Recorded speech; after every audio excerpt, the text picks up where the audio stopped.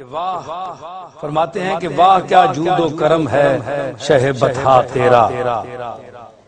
نہیں سنتا ہی نہیں مانگنے والا تیرا۔ یہ تین مصرے پہلے میرے ہوں گے، چوتھا مصرع فاضل بریلوی کا شروع ہوگا۔ اس کو تضمین کہتے ہیں۔ یہ بھی ایک بڑا مشکل کام ہے۔ میں نے کوشش کی ہے کہ اسی مضمون کو بیان کر کے پھر اس میں ترقی پیدا کرنا، تاکہ جو شاعر کہنا چاہتا ہے وہ اس سے اونچا چلا جائے، وہ مصرے چوتھے کو اٹھا دیتا ہے۔ فرمایا کہ واہ کیا جود و کرم ہے شہ بطحا تیرا، میں نے عرض کی کوئی دنیائے عطا میں نہیں ہمتا تیرا، کوئی دنیائے عطا میں نہیں ہمتا تیرا، ہو جو حاتم کو میسر یہ نظارہ تیرا، ہو جو حاتم کو میسر یہ نظارہ تیرا، کہہ اٹھے دیکھ کے بخشش میں یہ رتبہ تیرا، کہہ اٹھے دیکھ کے بخشش میں یہ رتبہ تیرا۔ ابائے مولانا واہ کیا جود و کرم ہے شہ بطحا تیرا،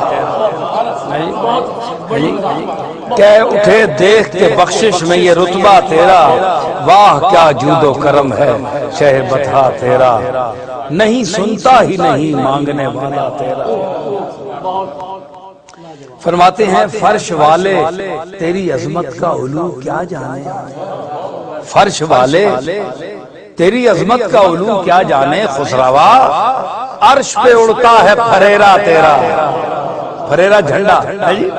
خسروا عرش پہ اڑتا ہے پھریرا، فرش والے تیری عظمت کا علو کیا جانے۔ عرض کیا ہے کچھ بشر ہونے کے ناطے تجھے خود سا جانے، کچھ بشر ہونے کے ناطے تجھے خود سا جانے، اور کچھ محض پیامی ہی خدا کا جانے، کچھ بشر ہونے کے ناطے تجھے خود سا جانے، اور کچھ محض پیامی ہی خدا کا جانے۔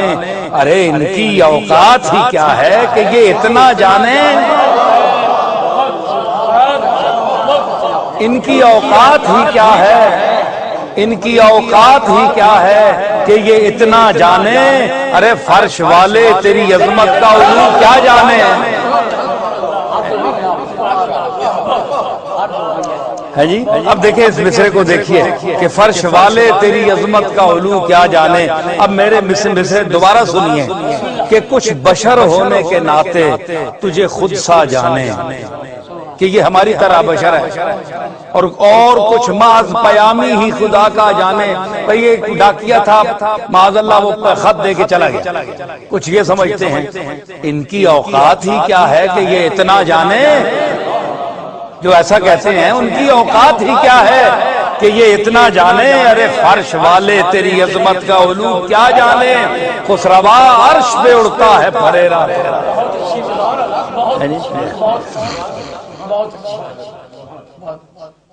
فرماتے ہیں تیرے ٹکڑوں پہ پلے غیر کی ٹھوکر پہ نہ ڈال، کملی والے آقا تیرے ٹکڑوں پہ پلے غیر کی ٹھوکر پہ نہ ڈال، جھڑکیاں کھائیں کہاں چھوڑ کے صدقہ تیرا۔ تیرے ٹکڑوں پہ پلے غیر کی ٹھوکر پہ نہ ڈال۔ میرے تین مصرے ملاحظہ فرمائیے کہ کئی پشتوں سے غلامی کا یہ رشتہ ہے بحال، کئی پشتوں سے غلامی کا یہ رشتہ ہے بحال، یہی طفلی و جوانی کے بتائے مہو سال، یہی طفلی و جوانی کے بتائے مہو سال، اب بڑھاپے میں خدا را ہمیں یوں در سے نہ ٹال، اب بڑھاپے میں خدا را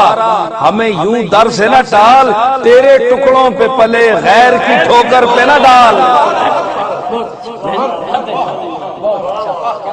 کئی پشتوں سے غلامی کا یہ رشتہ ہے بحال، یہی طفلی و جوانی کے بتائے مہو سال، اب بڑھاپے میں خدا را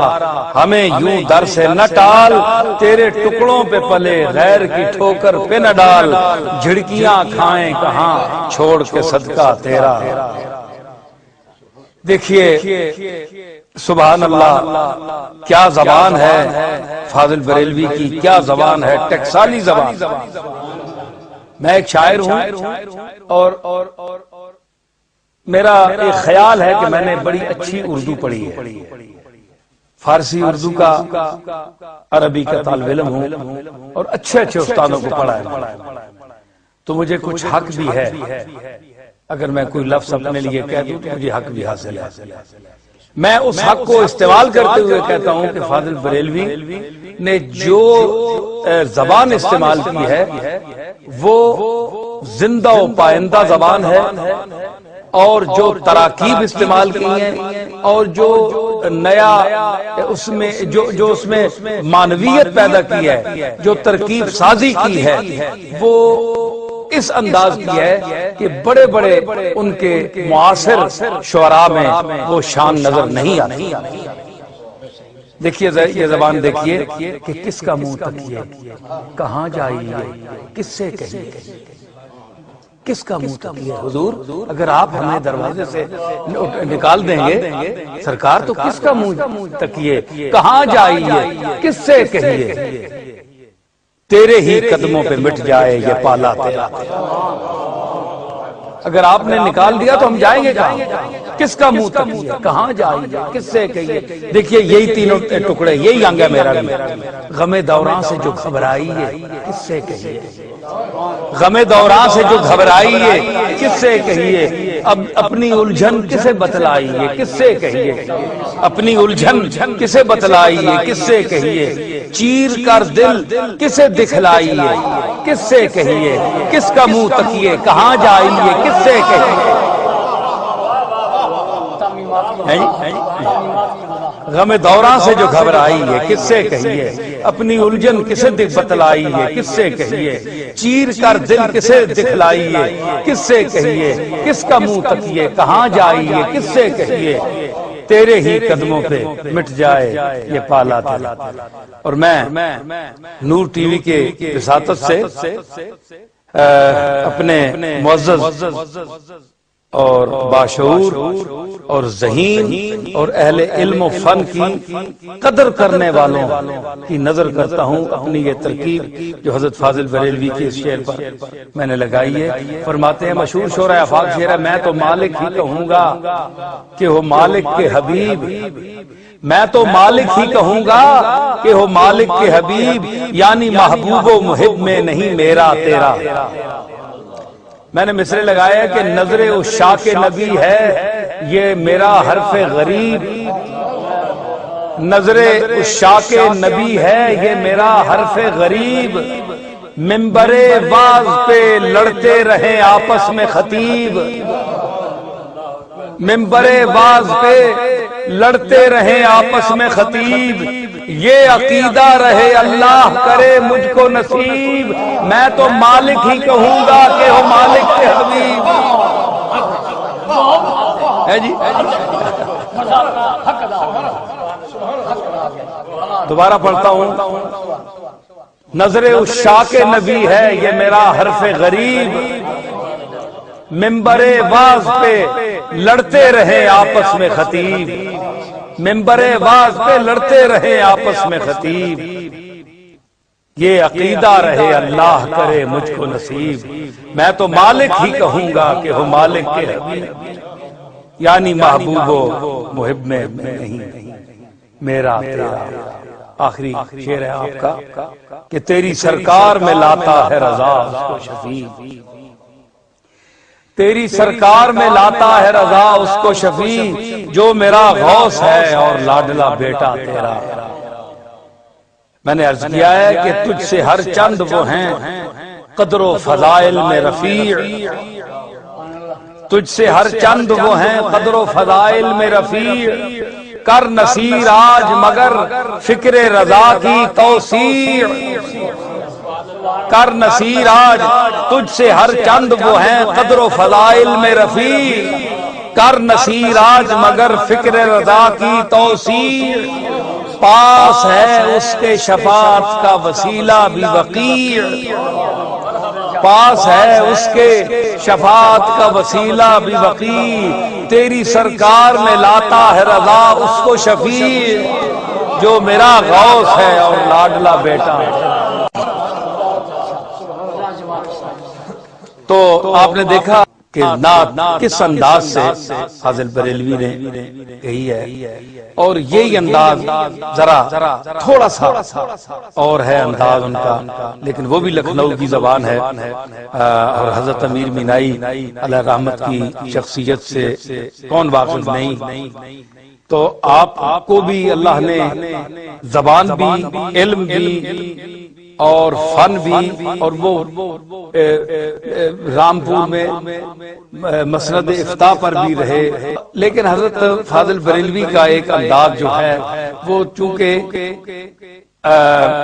عقائد کی دنیا میں امیر مینائی اور دیگر جتنے شعراء ہیں ان کا ٹکراؤ کسی سے پیدا نہیں ہوا۔ بڑے بڑے یعنی مولانا جامی جیسے لوگ بھی ہیں، تو وہ کہتے ہیں کہ لی حبیب عربی مدنی قرشی کہ بود درد و غمش مایہ شادی و خوشی، گرچہ صد مرحلہ دور است ز پیش نظرم وجہہ فی نظری کل غدات و عشی۔ تو جامی ہے ایک اپنے دل کی بات بیان کر رہے ہیں، چونکہ کسی نے ٹکراؤ نہیں پیدا کیا، اس وقت وہ طبقہ نہیں تھا جو نعت کے خلاف ہو یا حضور علیہ الصلوۃ والسلام کی توہین کرنے والا کوئی پہلو بھی ہو، تو اگر تھا بھی تو بہت کوئی گمنام لوگ تھے، باقاعدہ ایک جماعت کی صورت میں کوئی ٹولی سامنے نہیں آئی، اس لیے ان لوگوں نے اپنے دل کی بھڑاس نکالی، درد بیان کیا، التجائیں فریادیں نکالی، بخلاف مولانا فاضل بریلوی کے کہ اس آپ کے دور میں ایک بہت بڑی ایک مکتب فکر ایسا سامنے آیا جس میں ٹکراؤ پیدا ہوا، نظریات خیالات، انہوں نے حضور کو کچھ اور بیان کیا کہ انہوں نے کچھ اور سمجھا، فاضل بریلوی نے کچھ اور سمجھا۔ میں یوں کہوں گا کہ یعنی انہوں نے جو کچھ سمجھا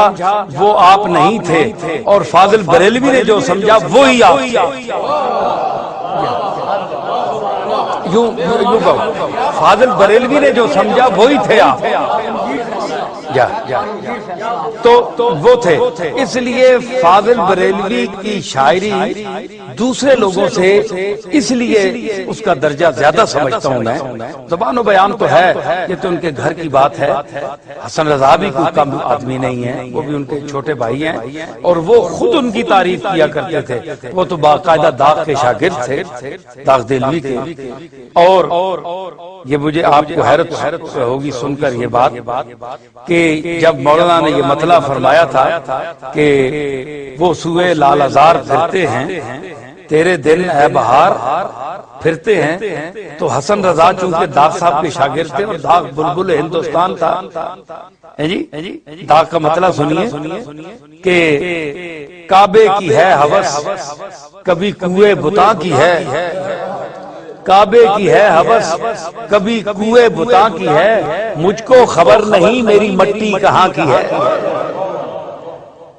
اور کہتے ہیں جس کا نام، کہتے ہیں جس کو اردو ہے جس کا نام، ہم ہی جانتے ہیں داغ، سارے جہاں میں دھوم ہماری زباں کی ہے۔ تو اتنا سج دھج سے شعر کہنے والا آدمی، جس کی شاگردوں میں علامہ اقبال اور نوح ناروی اور سیماب اکبر آبادی اور بڑے بڑے ظفر علی خان اور بڑے بڑے لوگ جس کے شاگردوں میں ہوں، اس استاد کا کیا کہنا۔ تو جب یہ مطلع سنا استاد داغ نے کہ وہ سوئے لال ازار پھرتے ہیں، تیرے دن اے بہار پھرتے ہیں، تو فرمانے لگے حسن رضا یہ تمہارے سنا ہے، تمہارے بھائی نے یہی کہا ہے مطلب؟ احمد رضا نے کہا، چونکہ داغ صاحب عمر میں بڑے تھے، کہنے لگے سنا ہے احمد رضا نے کہا ہے۔ ارے بھائی مجھے حیرت ہوئی کہ مولوی ہو کر ایسا شعر بھی کہہ لیتا ہے۔ اور میں نے یہ داغ صاحب کا کہنا کوئی کم بات نہیں ہے، آپ کی تعریف کرنا، آپ تعریف کریں میں کروں، اس کی اور حیثیت ہے، لیکن داغ جیسا جگت استاد یہ لفظ کہے کسی شخصیت کے لیے تو اس کی اہمیت ہوتی ہے۔ سٹیج پر مدرسے میں مولانا احمد آزاد کی تعریف کرنا، کسی یونیورسٹی میں کر دینا، اس کی اور حیثیت ہے، لیکن اساتذہ فن کا اس میں ان کا مقام بیان کرنا اس کا اور درجہ ہے، اور یہی حقیقت ہوتی ہے جو لوگ بیان کرتے ہیں۔